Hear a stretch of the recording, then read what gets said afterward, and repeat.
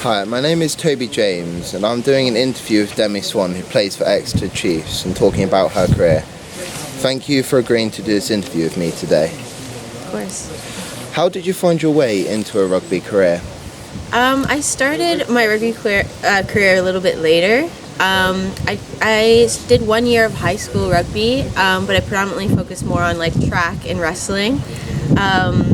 And then I had friends that I had joined on the rugby team and invited me to come out and try it. So I started maybe when I was roughly in university and when I was about 21.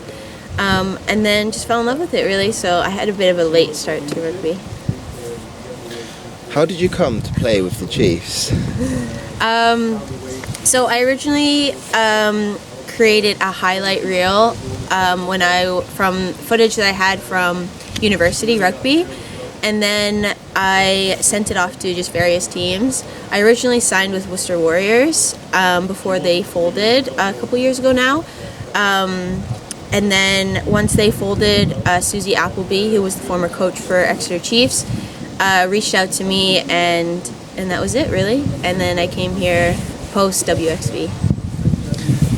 What do you think has changed about the playing style since you started your rugby career? I would say even just the playing style from Canada versus England is quite different. Like I said, I haven't been playing for too long. So I would say the style hasn't changed too much from when I started playing rugby, but I will say there's quite a big difference between the style in Canada versus the style in England. Especially in university, I was used to more of like the crash, just like one-up runners, kind of a bit of a boring playing style, whereas it's a bit more structured here and a bit more free playing here, which I like.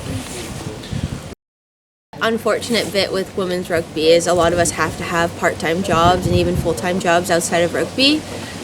So like for example, a lot of my teammates, they have full-time jobs, whether they're teachers, they're firefighters, they do coaching on the side.